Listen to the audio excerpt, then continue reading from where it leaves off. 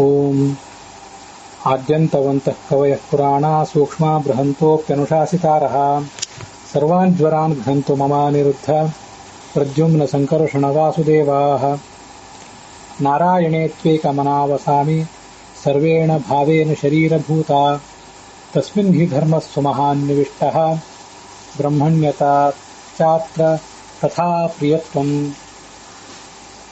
ವಾಯುರ್ಭೀಮೋ ಭೀಮನಾದೋ ಮಹೋಜಾಃ ಸರ್ವೇಷಾಂ ಚ ಪ್ರಾಣಿನಾಂ ಪ್ರಾಣಭೂತಃ ಅನಾವೃತ್ತಿರ್ದೇಹಿನಾಂ ದೇಹಪಾತೆ ತಸ್ಮಾದ್ ವಾಯುರ್ದೇವದೇವೋ ವಿಶಿಷ್ಟಃ ಯೋಧೀಯಾಯ ಗುರೋಃ ಶಾಸ್ತ್ರಂ ಶಸ್ತ್ರಂ ಚ ಭೃಗುಪುಂಗವಾತ್ ಅನ್ವಶಾತ್ ಧರ್ಮಜಂ ಧರ್ಮಂ ತಂ ಭೀಷ್ಮಂ ಪ್ರಣಮಾಮ್ಯಹಂ ಮಹತ್ವಾತ್ ಭಾರವತ್ವಾಚ್ಚ ಮಹಾಭಾರತಮುಚ್ಯತೆ ನಿರುಕ್ತಮಸ್ಯ ಯೋ ವೇದ ಸರ್ವಪಾಪೈಃ ಪ್ರಮುಚ್ಯತೆ. ಶ್ರೀ ಗುರುಭ್ಯೋ ನಮಃ. ಮಹಾಭಾರತ ಪ್ರವಚನ ಸರಣಿಯ 1177ನೇ ಅನುಶಾಸನ ಪರ್ವದ 110ನೇ ಭಾಗವನ್ನು ಇವತ್ತು ನಾವು ಶ್ರವಣಕ್ಕೆ ತಂದುಕೋಬೇಕಾಗಿದೆ. ಟಿ.ಆರ್. ಕೃಷ್ಣಾಚಾರ್ಯರ ಪಾಠದಲ್ಲಿ 131ನೇ ಅಧ್ಯಾಯ ನಡೆದಿದೆ. ವೈಷ್ಣವ ಪಾಠದಲ್ಲಿ 126ನೇ ಅಧ್ಯಾಯ ನಡೆದಿದೆ. ಗೀತಾಪ್ರಸಿನ ಪಾಠದಲ್ಲಿ 85ನೇ ಅಧ್ಯಾಯ ಈಗ ನಡೆದಿದೆ. ಸ್ಕಂದನಿಗೆ ಸ್ಕಂದ, ಗುಹ, ಕಾರ್ತಿಕೇಯ ಇತ್ಯಾದಿ ನಾಮಗಳು ಹೇಗೆ ಬಂದವು ಅಂತನ್ನೋದನ್ನು ಕಳೆದ ದಿವಸ ನಾವು ನೋಡಿದ್ದೀವಿ. ಸ್ವಸ್ಥಸ್ತು ಸತಾಂ ಅಶೇಷ ಸನ್ಮಂಗಲಾನಿ ಭವಂತು.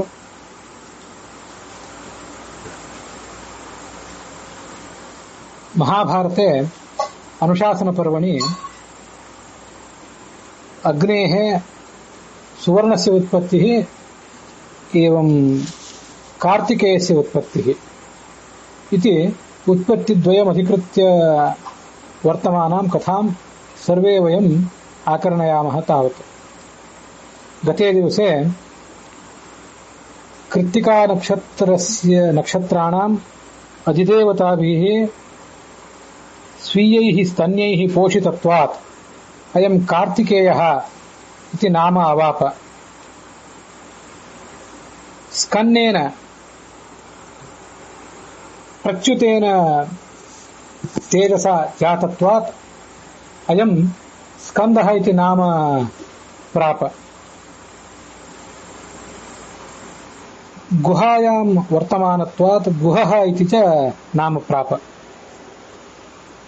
यद्यपि शिवपार्वत्योः पुत्रः अयम्. शिवस्यैव तेजः अग्निः गंगायाः उदरे निचिक्षेप. गंगा च तत्तेजः किञ्चित् कालं यावत् धृत्वा तदनन्तरं तत्तेजः धर्तुमक्षमा. तत्तेजः विससर्ज.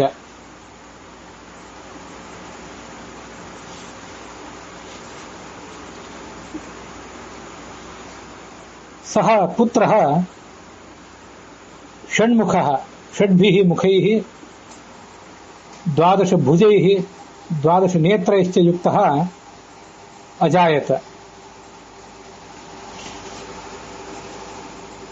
शिवस्यैव तेजः अग्निः गंगायाः उदरे प्रतिष्ठापयामास इति तु तत्त्वम्. यत्र कुत्रचित् गंगायाः अग्नेश्च समागमः समुजनि इति कथा श्रूयते. सा कथा गंगायाम् उमा प्रविवेश, गंगायाम् अथवा स्वाहायाम् अग्नेः पत्नी या स्वाहा तस्याम् उमा प्रविवेश, अग्निं च शिवः प्रविवेश. एवं च अग्निस्वाहयोः प्रविष्टौ पार्वती शिवौ स्कन्दं जनयामासतुः इति तु वास्तविकी कथा.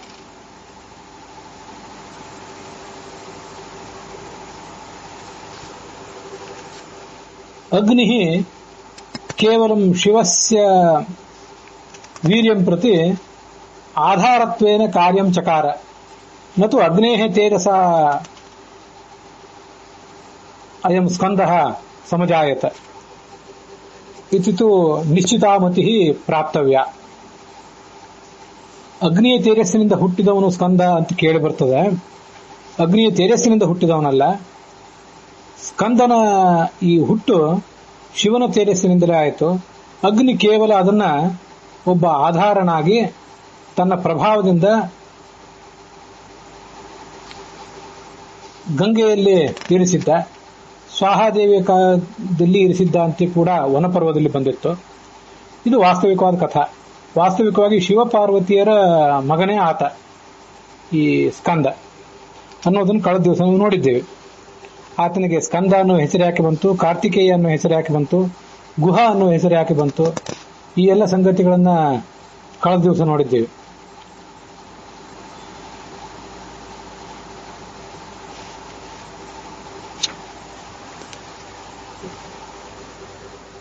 ಏವಂ ಸುವರ್ಣಂ ಉತ್ಪನ್ನಂ ಅಪತ್ಯಂ ಜಾತವೇದಸಃ. ಇವತ್ತು ನಾವೀಗ ನೋಡಬೇಕಾದಂತಹ ಶ್ಲೋಕ ಇದು 78ನೇ ಶ್ಲೋಕ ವೈಷ್ಣವ ಪಾಠದಲ್ಲಿ.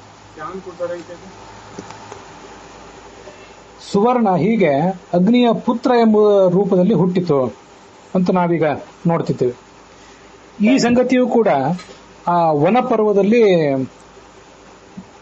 ಒಂದು ಶ್ಲೋಕದ ರೂಪದಲ್ಲಿ ವರ್ಣಿತ ಆಗಿದೆ. ಅಗ್ನೇರಪತ್ಯಂ ಪ್ರಥಮಂ ಸುವರ್ಣಂ ಅಂತ. ವನಪರ್ವದಲ್ಲಿ ನಾನು ಕಳೆದ ದಿವಸ ಕೂಡ 225, 29, 31 ಇತ್ಯಾದಿ ಕೆಲವು ಅಧ್ಯಾಯಗಳನ್ನು ಉತ್ತರ ಭಾರತದ ಪಾಠಕ್ಕನುಸಾರವಾಗಿ ಹೇಳಿದೆ. ನೀವು ನೋಡ್ತಾ ಇರುವ ಪಾಠಗಳಲ್ಲಿ ಯಾವ್ಯಾವ ಅಧ್ಯಾಯಗಳಲ್ಲಿ ಅವು ಇವೆ ಅಂತ ಅನ್ನೋದನ್ನು ಗಮನಿಸಿ. ಮಾರ್ಕಂಡೇಯ ಮತ್ತೆ ಯುಧಿಷ್ಠಿರರ ಒಂದು ಸಂವಾದ ಅದು. ಆ ಮಾರ್ಕಂಡೇಯರ ಸಂವಾದದಲ್ಲೇ ಸ್ವಲ್ಪ ಅಧ್ಯಾಯಗಳ ಹಿಂದೆ, ಒಂದು 25 ಅಧ್ಯಾಯಗಳ ಹಿಂದೆ ಬಂದಿರುವಂತಹ ಕಥಾ ಅದು. 200ನೇ ಅಧ್ಯಾಯ. ಆ 200ನೇ ಅಧ್ಯಾಯದ ಕೊನೆಯ ಶ್ಲೋಕ, ಅದರ ಹಿಂದಿನ ಶ್ಲೋಕಗಳಲ್ಲಿ ಅಗ್ನೇರಪತ್ಯಂ ಪ್ರಥಮಂ ಸುವರ್ಣಂ ಅನ್ನುವಂಥ ಒಂದು ಮಾತನ್ನು ನಾವು ಕೇಳ್ತೇವೆ. ಅಗ್ನಿಗೆ ಸುವರ್ಣವು ಮಗನಾಗಿ ಹುಟ್ಟಿತು ಅಂತ ಅದರ ತಾತ್ಪರ್ಯ. ಭೂಹು ವೈಷ್ಣವಿ ಸೂರ್ಯಸುತಾಶ್ಚ ಗಾವಃ. ಭೂಮಿಯಲ್ಲಿ ವಿಷ್ಣುವಿನ ಸನ್ನಿಧಾನ ಇದೆ. ಗೋವುಗಳು ಸೂರ್ಯನ ಮಕ್ಕಳು. ಲೋಕಾಸ್ತಯಸ್ತೇನ ಭವಂತಿ ದತ್ತಾಹ ಯಹ ಕಾಂಚನಂ ಗಾಶ್ಚ ಮಹೀಂಚ ದದ್ಯಾತ್. ಇದು 200ನೇ ಅಧ್ಯಾಯದಲ್ಲಿ ಬಂದಿರುವಂತಹ ಶ್ಲೋಕ. ಇಲ್ಲಿ ನಾವೀಗ ಸುವರ್ಣದ ಮಹಿಮೆಯನ್ನೆಲ್ಲ ನೋಡ್ತಾ ಇದ್ದೀವಲ್ಲ ಈ ಅಧ್ಯಾಯದಲ್ಲಿ. ಇಂಥದೇ ಒಂದು ಶ್ಲೋಕ ಅಲ್ಲಿ ಬಂದಿದೆ, ಅದನ್ನು ಗಮನಿಸ್ಬೇಕು ನಾವು. ಅದರ ತಾತ್ಪರ್ಯ ಏನು? ಯಹ ಕಾಂಚನಂ ಬಂಗಾರವನ್ನ, ಮತ್ತೆ ಗಾಶ್ಚ ಗೋವುಗಳನ್ನ, ಮಹೀಂಚ ಭೂಮಿಯನ್ನು ಕೂಡ ದಾನ ಮಾಡ್ತಾನೆ. ಬಂಗಾರ ದಾನ, ಗೋದಾನ ಮತ್ತು ಭೂದಾನ ಇವುಗಳನ್ನು ದಾನ ಮಾಡಿದ್ರೆ ಲೋಕಾಸ್ತ್ರಯಸ್ತೇನ ಭವಂತಿ ದತ್ತಾಹ. 3 ಲೋಕಗಳನ್ನು ಕೂಡ ದಾನ ಮಾಡಿದ ಒಂದು ಪುಣ್ಯ ಬರ್ತದೆ ಅಂತ ಅಲ್ಲಿ ಹೇಳ್ತಾರೆ.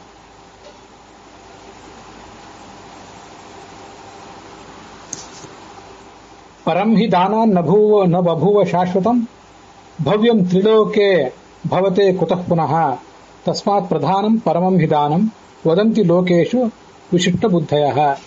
ದಾನ ಅಂತನ್ನೋದು ಅತ್ಯಂತ ಶ್ರೇಷ್ಠವಾದ ಸಂಗತಿ ಅಂತ ಎಲ್ಲ ಕಡೆ ವರ್ಣಿಸ್ತಾರೆ. ದಾನದ ಮಹತ್ವ ಬಹಳ ಇದೆ. ಅದರಲ್ಲೂ ಈ ಬಂಗಾರ, ಗೋವುಗಳು ಮತ್ತೆ ಭೂದಾನ ಇವುಗಳಿಗೆ ಮಹತ್ವದ ಸ್ಥಾನ ಇದೆ ಅಂತ ಆ ಹಿಂದಿನ 200ನೇ ಅಧ್ಯಾಯದಲ್ಲೂ ಬಂದಿದೆ. ಅಗ್ನೇರಪತ್ಯಂ ಪ್ರಥಮಂ ಸುವರ್ಣ. ಮತ್ತು ಇಲ್ಲಿ ನಾವು ನೋಡ್ತಾ ಇರುವಂತಹ ಶಬ್ದಗಳು ಕೂಡ ಅವೇ ಆಗಿವೆ.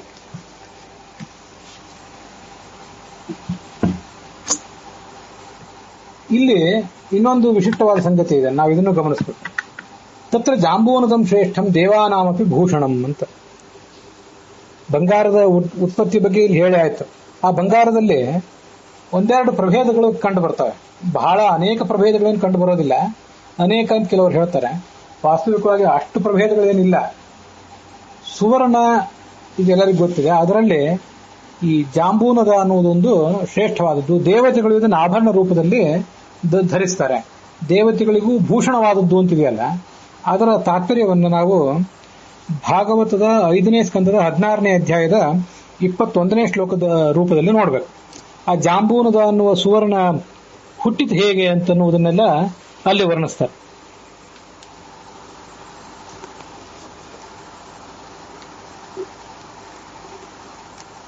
ಏವಂ ಜಂಬೂಫಲಾನಾಂ ಅತ್ಯುಚ್ಚ ನಿಪಾತ ವಿಶೀರ್ಣಾನಾಂ ಅನಸ್ಥಿಪ್ರಾಯಾಣಾಂ ಇಭಕಾಯ ನಿಭಾನಾಂ ರಸೇನ ಜಂಬೂ ನದಿ ಮೇರು ಮಂದರ ಶಿಖರಾತ್ ಅಯುತ ಯೋಜನಾತ್ ಅವನಿತಲೆ ನಿಪತಂತಿ ದಕ್ಷಿಣೇನ ಆತ್ಮಾನಂ ಯಾವದಿಲಾವೃತಂ ಉಪಸ್ಯಂದಯತೆ ಅಂತ ಆ ಒಂದು ಶ್ಲೋಕ. ನನಗೆ 19ನೇ ಶ್ಲೋಕ ಓದಿದೆ.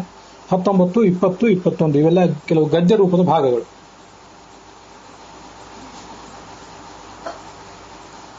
ಈ ಅಲೌಕಿಕವಾದಂತಹ ಒಂದು ಭೂಭಾಗವನ್ನ ವರ್ಣನೆ ಮಾಡುವಂತಹ ಒಂದು ಪ್ರದೇಶ. ಈ ಇಲಾವೃತ ಮೊದಲಾದನ್ನ ವರ್ಣನೆ ಮಾಡುವಂತಹ ಬೇರೆ ಬೇರೆ ಖಂಡಗಳನ್ನ, ಬೇರೆ ಬೇರೆ ವರ್ಷಗಳನ್ನ ಹೇಳುವಂತಹ ಒಂದು ಭಾಗವತದ ಭಾಗ ಅದು.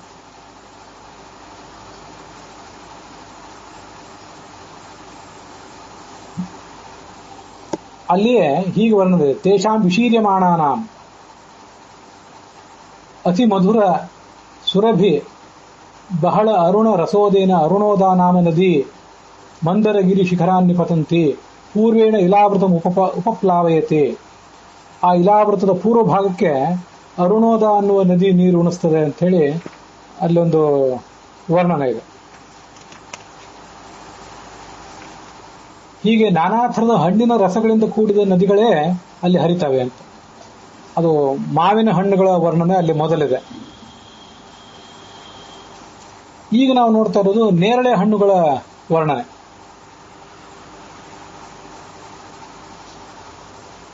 ಆ ನೇರಳೆ ಹಣ್ಣಿನ ಮರಗಳಿಂದಲೂ ಕೂಡ ದೊಡ್ಡ ದೊಡ್ಡ ಹಣ್ಣುಗಳು ಉದುರಿ ಕೆಳಗೆ ಬೀಳ್ತಾವಂತ. ಅದು ಎಂಥ ಹಣ್ಣುಗಳು ಅಂದ್ರೆ ನಮ್ಮ ಕಲ್ಪನೆಗೆ ಮೀರಿದ್ದದು. ಆನೆ ಗಾತ್ರದ ದೊಡ್ಡ ದೊಡ್ಡ ಹಣ್ಣುಗಳು, ಅದರೊಳಗೆ ಬೀಜ ಉಳ್ಳಂತಹ ಹಣ್ಣುಗಳು, ಸೂಕ್ಷ್ಮ ಬೀಜ ಉಳ್ಳಂತಹ ಹಣ್ಣುಗಳು ಬಿದ್ದು ಹೊಡಿತವೆ. ಅದರ ರಸ ಎಲ್ಲ ಕಡೆ ಹರಡ್ತದೆ. ರಸದಿಂದ ಜಂಬೂ ನದಿ ಅನ್ನುವಂಥ ಒಂದು ನದಿ ಹುಟ್ಟುತ್ತದೆ. ಆ ನದಿ ಆ ಮೇರು ಮಂದರ ಪರ್ವತದ 10,000 ಯೋಜನದ ಎತ್ತರದಿಂದ ಶಿಖರದಿಂದ ಕೆಳಗೆ ಜಲಪಾತವಾಗಿ ಧುಮುಕ್ತದೆ. ಇಳಾವೃತ ಖಂಡದ ದಕ್ಷಿಣ ಭಾಗ ಅದರಲ್ಲಿ ಹರಿತದೆ. ಆ ಎಷ್ಟು ದೂರ ಹರಿತದಲ್ಲ, ಆ ತೀರದ ಎರಡೂ ಭಾಗಗಳಲ್ಲಿಯೂ ಕೂಡ ಇರುವಂತಹ ಮಣ್ಣು ಈ ಹಣ್ಣಿನ ರಸದಿಂದ ಚೆನ್ನಾಗಿ ನೆನೆತದಂತೆ. ಮತ್ತೆ ಗಾಳಿ ಬಿಸಿಲುಗಳ ಒಂದು ಸ್ಪರ್ಶ ಆಗ್ತದೆ. ಅಲ್ಲಿ ಜಾಂಬೂನದ ಎಂಬ ಬಂಗಾರ ಹುಟ್ಟುತ್ತದೆ ಅಂತ ಒಂದು ಅಪರೂಪದ ಮಾಹಿತಿಯನ್ನ ಹೇಳಿದ್ದಾರೆ. ತಾವದುಭಯೋರಪಿ ರೋಧಸೋಹೋ ಯಾ ಮೃತ್ತಿಕಾ ತತ್ರ ಫಲರಸೇನ ಅನುವಿದ್ಯಮಾನ ವಾಯು ಅರ್ಕ ಸಂಯೋಗ ವಿಪಾಕೇನ. ದೀರ್ಘಕಾಲದ ಗಾಳಿಯ ಸಂಪರ್ಕ ಮತ್ತೆ ಸೂರ್ಯನ ಬಿಸಿಲಿನ ಸಂಪರ್ಕ, ಇದರ ಪರಿಣಾಮವಾಗಿ ಕೆಳಗಿರುವಂತಹ ಮಣ್ಣು, ಆ ಮಣ್ಣಿಗೆ ಈ ನೇರಳೆ ಹಣ್ಣುಗಳ ರಸ ಬೆರೆತಿದೆ. ಅದಕ್ಕೆ ಗಾಳಿಯ ಸಂಪರ್ಕ ಆಗಿದೆ, ಸೂರ್ಯನ ಬಿಸಿಲಿನ ಸಂಪರ್ಕವೂ ಕೂಡ ಆಗಿದೆ. ಸದಾ ಅಮರಲೋಕಾಭರಣಂ ಜಾಂಬೂನದಂ ನಾಮ ಸುವರ್ಣಂ ಭವತಿ. ಜಾಂಬೂನದ ಎಂಬ ಹೆಸರಿನ ಸುವರ್ಣ ಅಲ್ಲಿ ಹುಟ್ಟುತ್ತದೆ. ಅದನ್ನೇ ಇಲ್ಲಿ ನಾವೀಗ ನೋಡ್ತಾ ಇರೋದು. ತತ್ರ ಜಾಂಬೂನದಂ ನಾಮ ತತ್ರ ಜಾಂಬೂನದಂ ಶ್ರೇಷ್ಠಂ ದೇವಾನಾಮಪಿ ಭೂಷಣಂ. ದೇವತೆಗಳು ಅದನ್ನು ಆಭರಣ ರೂಪವಾಗಿ ಉಪಯೋಗಿಸ್ತಾರೆ, ದೇವತಾ ಸ್ತ್ರೀಯರು ಕೂಡ ಉಪಯೋಗಿಸ್ತಾರೆ ಅಂತ ಅಲ್ಲಿ ವರ್ಣನೆ ಮಾಡಿದಂಥ ಒಂದು ಪ್ರಸಂಗ ಅದು. ಇಲ್ಲಿ ನಾವು ನೋಡ್ತಾ ಇರೋ ಬಂಗಾರ ಇದೆಯಲ್ಲ, ಈ ಇಳಾವೃತ ವರ್ಷದಲ್ಲಿ ನಾವು ಕಾಣುವಂಥದ್ದು, ಇದು ಅಪ್ರಾಕೃತವಾದ ಬಂಗಾರ ಏನಲ್ಲ. ಶ್ವೇತದ್ವೀಪ, ಅನಂತಾಸನ, ವೈಕುಂಠ ಇತ್ಯಾದಿಗಳಲ್ಲಿರುವಂತಹ ಅಪ್ರಾಕೃತವಾದಂತಹ ಬಂಗಾರ ಏನಲ್ಲ. ಇದು ಪ್ರಾಕೃತವಾದದ್ದೇ. ನಾವೀಗ ನಮ್ಮ ಭೂಲೋಕದಲ್ಲಿ ನೋಡುವಂಥ, ಭಾರತ ವರ್ಷದಲ್ಲಿ ನೋಡುವಂಥ ಒಂದು ಬಂಗಾರ ಅನ್ನೋದು ಏನಿದೆಯಲ್ಲ, ಬಂಗಾರ, ಬೆಳ್ಳಿ, ಇವೆಲ್ಲ ದೀರ್ಘಕಾಲದ ಒಂದು ಭೂಗರ್ಭದ ಪರಿಣಾಮದಿಂದಾಗಿ ಒಳಗೊಂದು ಏನು ಪರಿವರ್ತನೆ ನಡೀತಾ ಇರ್ತದೆ, ಆ ಕಾರಣದಿಂದಾಗಿ ಇವೆಲ್ಲ ಲೋಹಗಳು ಹುಟ್ಟಿವೆ. ನಮಗಿದು ಗೊತ್ತಿದೆ. ಬಂಗಾರ ಹುಟ್ಟಿದ್ದು, ಬೆಳ್ಳಿ ಹುಟ್ಟಿದ್ದು ಇವೆಲ್ಲವೂ ಕೂಡ ಈ ಥರದ ಕಾರಣದಿಂದಾಗಿ. ಶಿವನ ತೇಜಸ್ಸು ಅಲ್ಲಿ ಹುಟ್ಟಿತು ಅಂತೇಳಿ. ಆಯುರ್ವೇದದಲ್ಲಿ ಈ ಶಿವನ ತೇಜಸ್ಸಿನಿಂದ ಮರ್ಕ್ಯೂರಿ ಪಾದರಸ ಹುಟ್ಟಿತು ಅಂತ ಕೂಡ ವರ್ಣನೆ ಮಾಡ್ತಾರೆ. ರಾಮಾಯಣಕ್ಕನುಸಾರವಾಗಿ ನಾನು ಕಳೆದ ದಿವಸ ಹೇಳಿದೆ, ಕೇವಲ ಬಂಗಾರ ಅಲ್ಲ, ಬಂಗಾರ, ಬೆಳ್ಳಿ, ತ್ರಪು, ಸೀಸ, ತಾಮ್ರ ಮೊದಲಾದ ಎಲ್ಲ ಲೋಹಗಳು ಕೂಡ ಆ ಶಿವನ ತೇಜಸ್ಸಿನಿಂದ ಹುಟ್ಟಿದವು ಅಂತ ನಾವು ನೋಡುವಂತಹ ಒಂದು ಸಂಗತಿ ಅದು. ಇವು ನಾವಿದನ್ನ ಮನವರಿಕೆ ಮಾಡಿಕೊಳ್ಬೇಕು ಹೇಗೆ? ನಮಗೆ ಈ ಪೆಟ್ರೋಲಿಯಂ ಸಿಗ್ತದೆ. ಆ ಪೆಟ್ರೋಲಿಯಂ ಅನ್ನುವ ಒಂದು ಪದಾರ್ಥ ಅದೆಷ್ಟೋ ಕೋಟಿ ವರ್ಷಗಳ ಹಿಂದೆ ದೊಡ್ಡ ದೊಡ್ಡ ಮತ್ಸ್ಯಗಳು, ಜಲಚರಗಳು ಅವೆಲ್ಲ ಸತ್ತು ಅವುಗಳ ಶಾರೀರಿಕ ಭಾಗಗಳು ನೀರಿನಲ್ಲಿ ಮತ್ತೆ ಭೂಮಿಯಲ್ಲಿ ಬೆರೆತು ಹೋಗಿಬಿಟ್ಟಿರ್ತಾವಲ್ಲ. ಈ ತರ ಅವು ಬೆರೆತು ಹೋದಾಗ ಕಾಲಕ್ರಮೇಣ ಅಲ್ಲೇ ಅವು ಕೊಳೆತು ಕಳಿತು ಈ ಪೆಟ್ರೋಲಿಯಂ ರೂಪದಲ್ಲಿ ನಮ್ಗೆ ಇವತ್ತು ಉಪಲಬ್ಧ ಆಗ್ತವೆ. ನಮಗೆ ಭೂಲೋಕದಲ್ಲಿ ಸಿಗುವಂಥದ್ದು ಪ್ರತಿಯೊಂದು ಕೂಡ ಕಾಲಕ್ರಮೇಣ ನಾನಾ ಥರದ ಪರಿವರ್ತನೆಗಳನ್ನು ಹೊಂದಿರುವಂಥದ್ದೇ. ವಜ್ರವೂ ಕೂಡ ನಮ್ಮ ಈ ಕಲ್ಲಿದ್ದಲು ಮೊದಲಾದ ಖನಿಜಗಳೇನಿರ್ತವೆ ಅಂಥದ್ರದ್ದೇ ಒಂದು ಪರಿಣಾಮ ಇದು, ನಮಗಿದು ಗೊತ್ತಿದೆ. ಹಾಗೆ ಈ ಬಂಗಾರವೂ ಕೂಡ ತಯಾರಾಗ್ತದೆ. ಅನೇಕ ಖನಿಜಗಳೆಲ್ಲ ಹೇಗೆ ಹುಟ್ಟುತ್ತವೆ ಅಂತ ಅನ್ನೋದನ್ನು ಹೀಗೆ ನಾವು ತಿಳ್ಕೊಳ್ಬಹುದಾಗಿದೆ. ತತಃ ಪ್ರವೃತ್ತಿ ಚಾಪ್ಯೇತತ್ ಜಾತರೂಪಂ ಉದಾಹೃತಂ ಯತ್ ಸುವರ್ಣಂ ಸ ಭಗವಾನ್ ಅಗ್ನಿರೀಶಃ ಪ್ರಜಾಪತಿ. ಈಗ ನಾವೀಗ ಸುವರ್ಣಕ್ಕೆ ಜಾಂಬೂನದ ಅನ್ನೋ ಹೆಸರನ್ನು ಬಂದದ್ದು ನೋಡಿದ್ದೇವೆ. ಯಾಕಂದ್ರೆ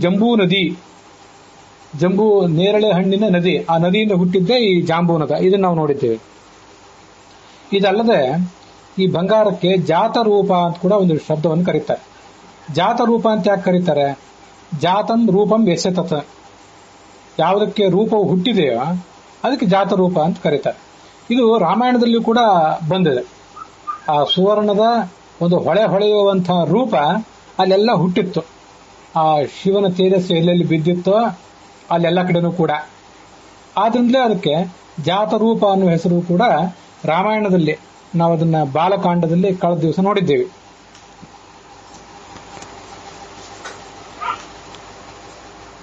ನಿಕ್ಷಿಪ್ತ ಮಾತ್ರೇ ಗರ್ಭೇತು ತೇಜೋಭಿರಭಿರಂಜಿತಂ ಸರ್ವಂ ಪರ್ವತ ಸನ್ನದ್ಧಂ ಸೌವರ್ಣಮಭವತ್ ವನಂ ಜಾತರೂಪಮಿತಿ ಖ್ಯಾತಂ ತದಾ ಪ್ರಭೃತಿ ರಾಘವ ಸುವರ್ಣಂ ಪುರುಷ ವ್ಯಾಘ್ರ ಹುತಾಶನ ಸಮಪ್ರಭಂ. ಆ ತೇಜಸ್ಸಿನ ಸಂಪರ್ಕ ಎಲ್ಲೆಲ್ಲಿ ಸುತ್ತಮುತ್ತಲಾಗಿತ್ತು ಅಲ್ಲೆಲ್ಲ ಕಡೆ ಒಂದು ಹೊಳೆಯುವಂತಹ ರೂಪ ಹುಟ್ಟಿತು ಅನ್ನೋದನ್ನು ನೋಡಿದ್ದೀವಿ. ಇದೆಲ್ಲ ವಾಲ್ಮೀಕಿ ರಾಮಾಯಣದ ಬಾಲಕಾಂಡದ 37ನೇ ಸರ್ಗದಲ್ಲಿ 18, 19 ಇತ್ಯಾದಿ ಕಡೆ ಶ್ಲೋಕಗಳಲ್ಲಿ.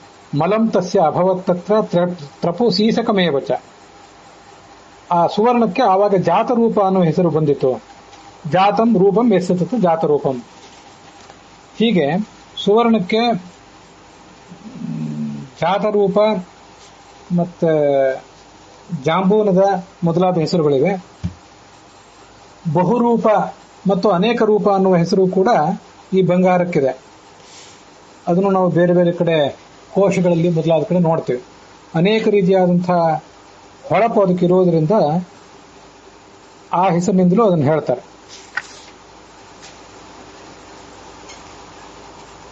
ಪವಿತ್ರಂ ಚ ಪವಿತ್ರಾಣಾಂ ಮಂಗಲಾನಾಂ ಚ ಮಂಗಲಂ.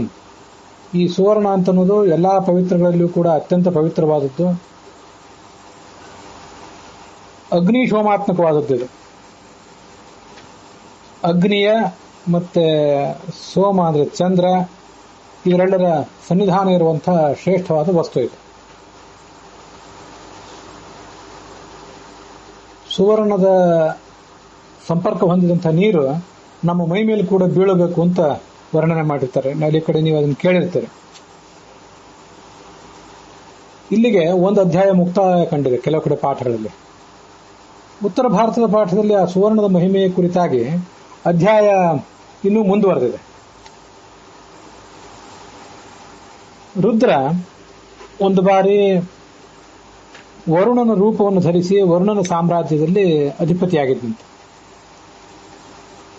ವಾರುಣೀಂ ಬಿಭ್ರತಃ ತನುಂ ಐಶ್ವರ್ಯೇ ವಾರುಣೇ ರಾಮ ರುದ್ರಸ್ಯ ಈಶಸ್ಯ ವೈ ಪ್ರಭೋ. ಹಾಗೆ ಯಜ್ಞವನ್ನು ಮಾಡ್ತಾ ಇದ್ದ. ಆವಾಗ ಏನು ಘಟನೆ ನಡೀತು ಅನ್ನೋದನ್ನ ಈಗ ಕೇಳು. ಅನೇಕ ಋಷಿಗಳಲ್ಲಿ ಬಂದಿದ್ರು, ದೇವತೆಗಳು ಬಂದಿದ್ರು, ಯಜ್ಞಾಂಗಗಳು, ವಷಟ್ಕಾರ ಇವೆಲ್ಲ ಬಂದಿದ್ದವು. ಪದ, ಕ್ರಮ, ಜಟ, ಘನಪಾಠ ಸಮೇತವಾದಂತಹ ವೇದಗಳಲ್ಲಿ ಬಂದಿದ್ದವು. ಯಜುರ್ವೇದ, ಸಾಮವೇದಗಳು ಬಂದವು. ಪ್ರಾತಿಶಾಖ್ಯ ಮೊದಲಾದ ಒಂದೊಂದು ವೈದಿಕ ಶಾಖೆಗೆ ಸಂಬಂಧಪಟ್ಟಂತ ವಿಷಯಗಳನ್ನು ವರ್ಣನೆ ಮಾಡುವಂತಹ ಭಾಗಗಳು ಅಲ್ಲಿಗೆ ಬಂದವು. ನಿರುಕ್ತ, ಓಂಕಾರ ಇವೆಲ್ಲವೂ ಅಲ್ಲಿಗೆ ಬಂದವು. ನಿಗ್ರಹ, ಪ್ರಗ್ರಹವು ತಥಾ ಉಪನಿಷತ್ತುಗಳು ಅಲ್ಲಿಗೆ ಬಂದವು. ಅಂದ್ರೆ ಅದರ ಅಭಿಮಾನಿ ದೇವತೆಗಳೆಲ್ಲ ಅಲ್ಲಿಗೆ ಬಂದರು ಅಂತ ಅದರ ತಾತ್ಪರ್ಯ ಆಗ್ತದೆ. ಶಿವ ಹೀಗೆ ಹೋಮ ಮಾಡಿದಂತೆ. ವೇದಾಶ್ಚ ಸೋಪನಿಷದ ವಿದ್ಯಾ ಸಾವಿತ್ರ್ಯಥಾಪಿ ಚ ಭೂತಂ ಭವ್ಯಂ ಭವಿಷ್ಯಚ್ಚ ದಧಾರ ಭಗವಾನ್ ಶಿವ. ಅದೆಲ್ಲವನ್ನು ತನ್ನಲ್ಲಿ ಧರಿಸಿದ. ಜುಹ್ವಚ್ಚ ಆತ್ಮಾನಂ, ಜುಹಾವಚಾತ್ಮನಾಚಾರಂ ಆತ್ಮಾನಂ ಅಂತನೂ ಒಂದ್ ಕಡೆ ಪಾಠ ಇದೆ. ತನ್ನನ್ನು ತಾನು ಆತ ಹೋಮ ಮಾಡಿಕೊಂಡ, ಪರಮಾತ್ಮನಿಗೆ ಆಹುತಿ ರೂಪದಲ್ಲಿ ಹೋಮ ಮಾಡಿಕೊಂಡ. ಅಲ್ಲಿ ದೇವಪತ್ನಿಯರು, ದೇವಮಾತೆಯರು ಸಂತೋಷದಿಂದ ಬಂದಿದ್ರು. ಸ್ವಯಂಭುವಸ್ತುತಾ ದೃಷ್ಟ ರೇತಃ ಸಮಪೋತ್ತ ಭುವಿ. ಚತುರ್ಮುಖ ಬ್ರಹ್ಮನ ರೇತಸ್ಸು ಅಲ್ಲಿ ಸ್ಖಲಿತವಾಗಿ ನೆಲದ ಮೇಲೆ ಬಿದ್ದಿತ್ತು. ಸಮೀಪದಲ್ಲೇ ಆ ಪೂಷ ಇದ್ದ. ಆ ಪೂಷ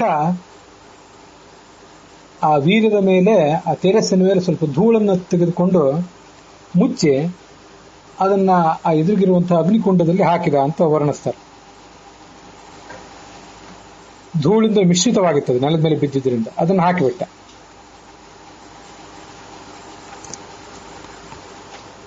ಬ್ರಹ್ಮಣೋ ಜುಹ್ವತಸ್ತತ್ರ ಪ್ರಾದುರ್ಭಾವೋ ಬಭೂವ. ಮತ್ತೊಮ್ಮೆ ಆತನಿಗೆ ಆತನ ತೇಜಸ್ಸು ಸ್ಖಲಿತವಾಯಿತು. ಮತ್ತೆ ಅದನ್ನ ಸ್ರುವದಲ್ಲಿ ತಗೊಂಡು, ಸ್ರುವ ಅಂದ್ರೆ ಆಹುತಿ ಹಾಕ್ಲಿಕ್ಕೆ ನಾವು ಸ್ವೀಕಾರ ಮಾಡುವಂತಹ ಒಂದು ರೀತಿಯಾದಂತಹ ಚಮಚ, ಅದನ್ನು ತಗೊಂಡು ಮತ್ತೆ ಹೋಮ ಮಾಡಿದ.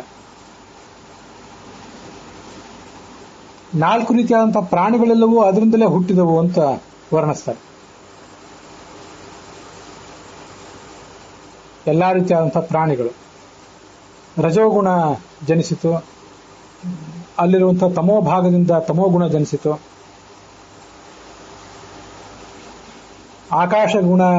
ಆಕಾಶದ ಗುಣ ಶಬ್ದ ಅವೆಲ್ಲವೂ ಹುಟ್ಟಿದವು. ಹೀಗೆ ಅನೇಕ ಜಗತ್ತಿನ ಉತ್ಪತ್ತಿ ಎಲ್ಲ ಅದರಿಂದಲೇ ಆಯಿತು.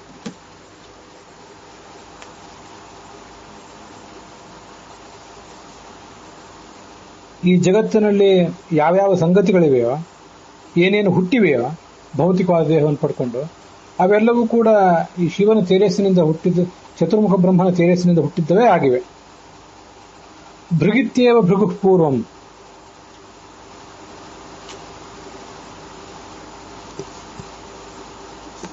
ಇಲ್ಲಿ ಭೃಗು ಅನ್ನುವ ಋಷಿ ಹೇಗೆ ಹುಟ್ಟಿದ ಅಂತ ವರ್ಣನೆ ಮಾಡ್ತಾರೆ. ಆ ಅಗ್ನಿ ಭೃಗ್ ಅಥವಾ ಭುಗ್ ಎಂಬ ಶಬ್ದದಿಂದ ಪ್ರಜ್ವಲಿಸಿತು. ನಾವು ಕನ್ನಡದಲ್ಲಿ ಅದನ್ನ ಭಗ್ ಅಂತ ಪ್ರಜ್ವಲಿಸಿತು ಅಂತ ಹೇಳ್ತೇವಲ್ಲ, ಆ ಥರ ಅಗ್ನಿ ಪ್ರಜ್ವಲಿಸಿತು. ಆಗ ಅಲ್ಲಿಂದ ಭೃಗು ಋಷಿ ಹುಟ್ಟಿದ. ಅದರ ಕೆಂಡದಿಂದ ಅಂಗಿರಸರು ಹುಟ್ಟಿದರು. ಅಂಗಾರೇಭ್ಯ ಅಂಗಿರಾಹ ಅಭವತ್.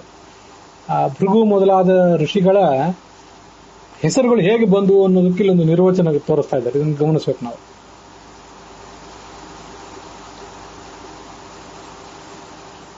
ಅಂಗಾರ ಸಂಶಯಾಚೇವ ಕವಿರಿತ್ಯಪರೋಭವತ್. ಕವಿ ಎನ್ನುವ ಹೆಸರಿನ ಮತ್ತೊಬ್ಬನು ಕೂಡ ಹುಟ್ಟಿದ.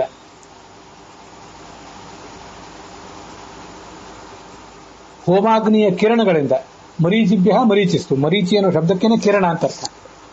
ಆ ಯಜ್ಞದ ಅಗ್ನಿ ಏನಿತ್ತು, ಆ ಅಗ್ನಿಯ ಕಿರಣಗಳಿಂದ ಮರೀಚಿ ಎನ್ನುವ ಋಷಿ ಹುಟ್ಟಿದ. ಮಾರೀಚ ಕಶ್ಯಪೋಭವತ್. ಆ ಮರೀಚಿಯ ಪುತ್ರರಾಗಿ ಕಶ್ಯಪ ಋಷಿಗಳು ಜನಿಸಿದ್ರು ಅಂತ ವರ್ಣನೆ ಇದೆ.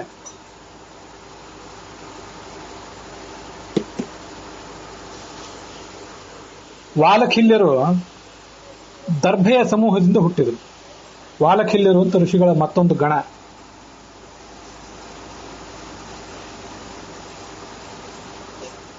ಅತ್ರಿಗಳು ಹುಟ್ಟಿದ್ದನ್ನು ಹೇಗೆ ಅಂತ ವರ್ಣನೆ ಮಾಡ್ತಾರೆ. ಅತ್ರೈವ ಅತ್ರೇತಿ ಚ ವಿಭೋ ಜಾತಮತ್ರಿಂ ವದಂತ್ಯಪಿ. ಇಲ್ಲಿ ಆಹುತಿ ಹಾಕಿ, ಅಲ್ಲಿ ಆಹುತಿ ಹಾಕ್ರಿ, ಇಲ್ಲಿ ಹಾಕ್ರಿ ಅಂತೆಲ್ಲ ಹೇಳ್ತಾ ಇರ್ತಾರೆ. ಆಹುತಿ ಹಾಕೋರು ಒಬ್ರು ಇರ್ತಾರೆ, ವೇದ ಮಂತ್ರಗಳನ್ನು ಹೇಳುವವರು ಮತ್ತೊಬ್ರು ಇರ್ತಾರೆ. ಅತ್ರ ಅಂದ್ರೆ ಅಲ್ಲಿ ಅಂತ ಅರ್ಥ.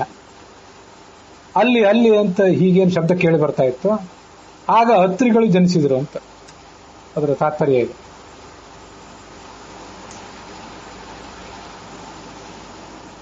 ಭಸ್ಮರಾಶಿಯಿಂದ ವೈಖಾನಸರು ಹುಟ್ಟಿದರು.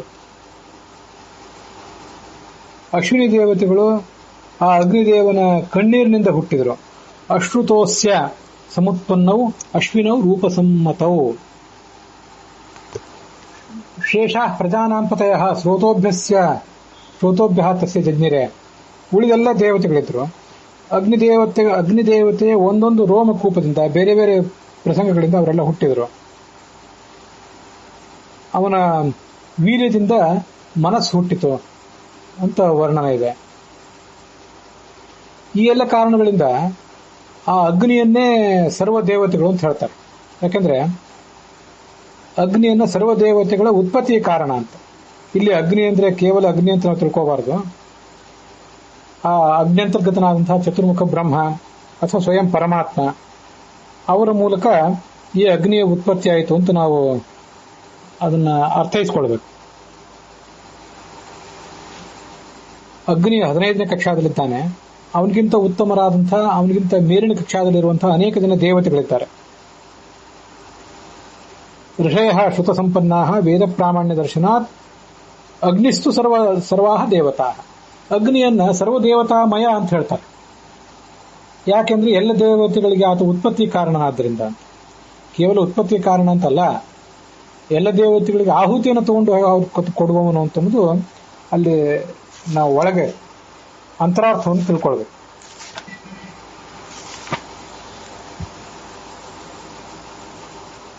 ಸಮಿತಿಗಳನ್ನು ಅಗ್ನಿಯಲ್ಲಿ ಹಾಕಿದ್ರಲ್ಲ, ಅಲ್ಲಿ ನಾನಾ ಥರದ ರಸಗಳೆಲ್ಲ ಹೊರಟವು. ಆಗ ಮಾಸ, ಪಕ್ಷ, ಅಹೋರಾತ್ರ ಇವೆಲ್ಲ ಅನೇಕ ಸಂಜ್ಞೆಗಳನ್ನು ಅವು ಪಡ್ಕೊಂಡುವಂತೆ. ತಿಂಗಳು, ಪಕ್ಷಗಳು, ಹಗಲು, ರಾತ್ರಿ, ಮುಹೂರ್ತ, ಘಟಿಕ ಮೊದಲಾದ ಸಂಜ್ಞೆಗಳನ್ನು ಪಡ್ಕೊಂಡವು ಅಂತ ನಾವು ತಿಳ್ಕೊಳ್ಬಹುದು.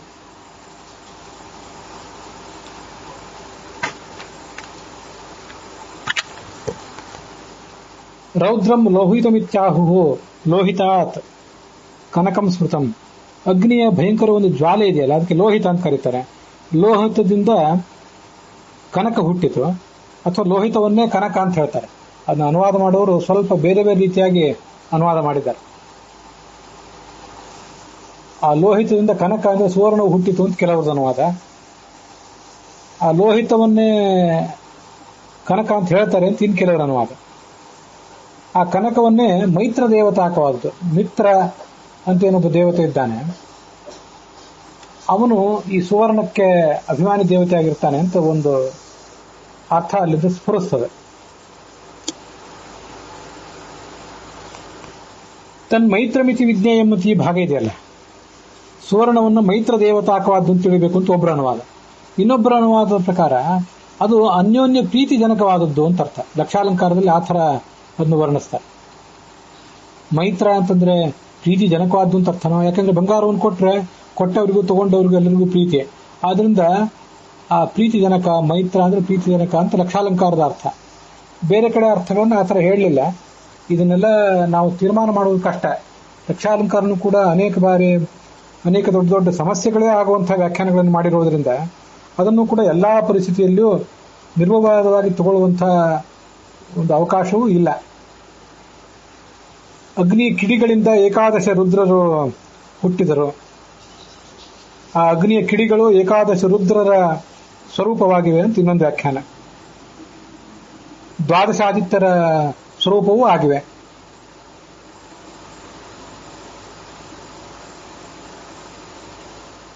ಕೆಂಡಗಳು, ಅಂಗಾರಗಳೇನಿವೆ ಅವು ನಕ್ಷತ್ರಗಳಾದವು. ಅಗ್ನಿಯಲ್ಲಿರುವಂತಹ ಕೆಂಡಗಳೇ ನಕ್ಷತ್ರಗಳಾದವು. ಆ ಯಜ್ಞದಲ್ಲಿ ಬ್ರಹ್ಮ, ಚತುರ್ಮುಖ ಬ್ರಹ್ಮ ಪರಮಾತ್ಮನಿಗೆ ಅಂದ್ರೆ ಪರಬ್ರಹ್ಮನಿಗೆ ಆ ಆಹುತಿಯನ್ನ ಸಲ್ಲಿಸಿದ ಅಂತ ವರ್ಣಿಸ್ತಾರೆ.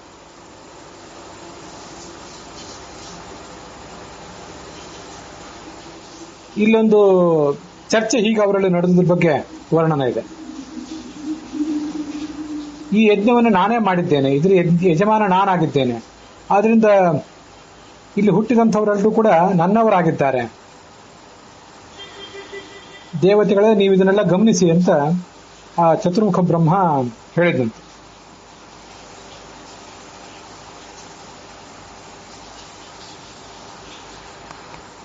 ನಾನು ಹೇಳುವಾಗ ಸ್ವಲ್ಪ ವ್ಯತ್ಯಾಸ ಮಾಡಿದೆ.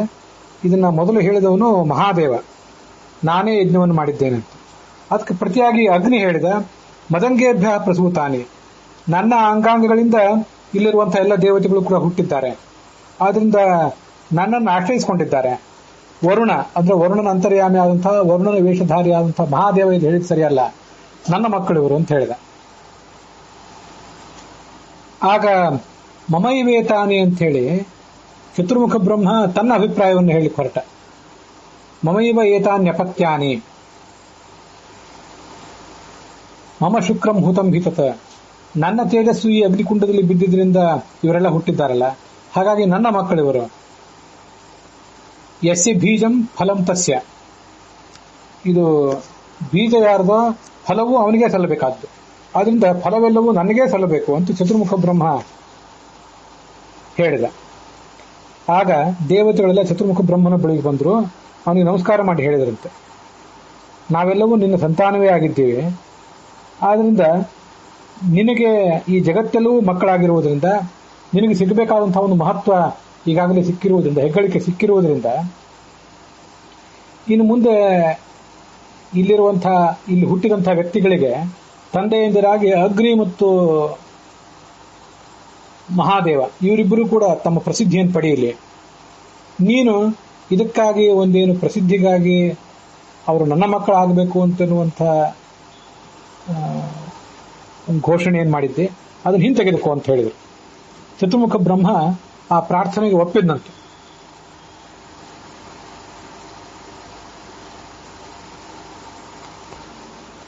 ಆ ಬ್ರಹ್ಮನ ಆಜ್ಞೆಯಂತೆ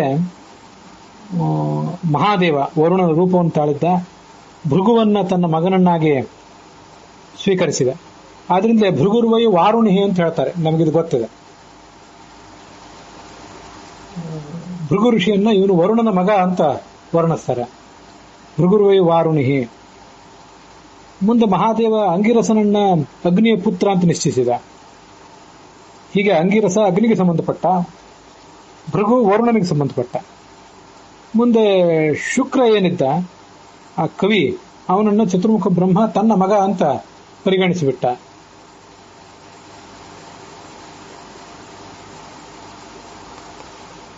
ಅಲ್ಲಿಗೆ ಈ ಪ್ರಸ್ತುತ ಅಧ್ಯಾಯದಲ್ಲಿ 33ನೇ ಶ್ಲೋಕ ಸಮಾಪ್ತವಾಗಿದೆ. ಇವತ್ತಿನ ಭಾಗವು ಕೂಡ ಇಲ್ಲಿಗೆ ಸಮಾಪ್ತವಾಗಿದೆ.